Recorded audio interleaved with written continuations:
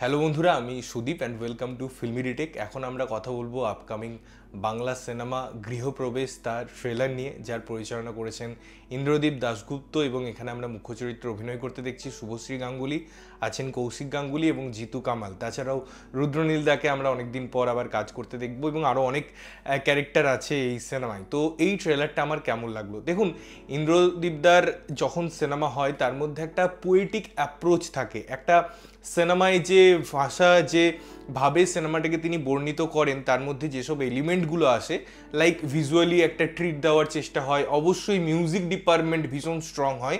তো এই সমস্ত এলিমেন্টগুলো কিন্তু এই সিনেমায় বা এই ট্রেলারে আমি যদি কথা বলি, দারুণভাবে ওয়ার্ক করছে। স্পেশালি দুর্গাপুজো, তার যে মূর্তি তৈরি হওয়া থেকে পুজো হওয়া, এই যে একটা প্রসেস, এবং তার যে একটা অ্যাম্বিয়েন্স, তার যে ওই যে গ্র্যান্ডার, তার যে লাইটিং, তার যে ডেকোরেশন, সেট ডিজাইন, এগুলো ব্যাপক লাগছে। ফ্রেম এত সুন্দরভাবে বসানো হয়েছে, তার ফলে ওই জায়গাগুলো না আমাদের মধ্যে একটা অনুভূতি ক্রিয়েট করছে। কিছু কিছু সিনে ওই যে পর্দা উঠছে, সেখানে কনভারসেশন হচ্ছে, কিছু কিছু ফ্রেম এমন ডিজাইন করা হয়েছে এক্সট্রিম ক্লোজে বা কখনো একটা ওয়াইডে আমরা দেখছি, সিচুয়েশনগুলোকে আরও বেশি ডিপে নিয়ে যাচ্ছে, আরও বেশি ইনার মিনিং তৈরি করছে, আরও বেশি ডেপথ ক্রিয়েট করছে। এবং প্রত্যেকটা সিনের একটা মায়াবী যে অ্যাটমসফিয়ার থাকে, যে অ্যাম্বিয়েন্স থাকে, যে একটা ব্লুইশ টোন থাকে, যে একজন মেয়ে, তাকে তার স্বামী ছেড়ে চলে গেছে একই জায়গায়, এবং যে নতুন একজন গেস্ট আসছে, সে দূত, সে কি বার্তা নিয়ে আসছে, সে ক্রিমিনাল নয়,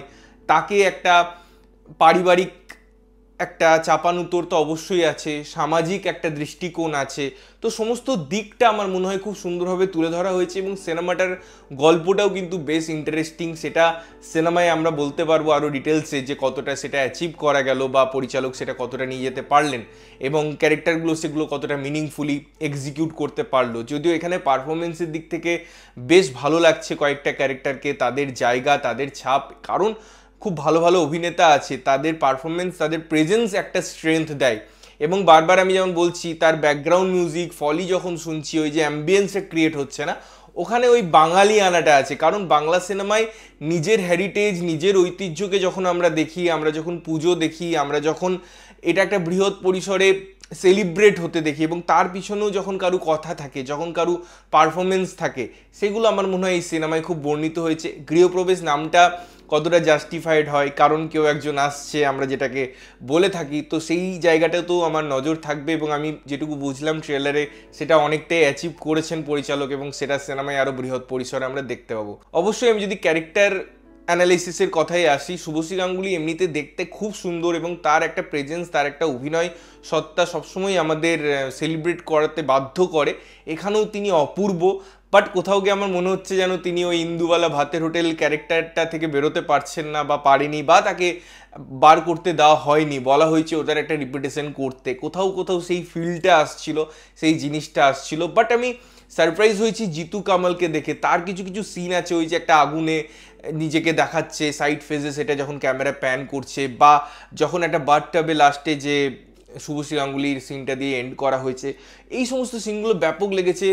স্পেশালি একটা জায়গা থাকে যেটা হচ্ছে কৌশিক বাবুর কথা, তার প্রেজেন্স না একটা, আমার মনে হয় সিনেমায় একটা আলাদা দাপট ক্রিয়েট করে, সেটাও করছে। এবং রুদ্রনীলদারও প্রেজেন্স আমার মনে হয় সেই জায়গাটা অ্যাচিভ করতে পারছে।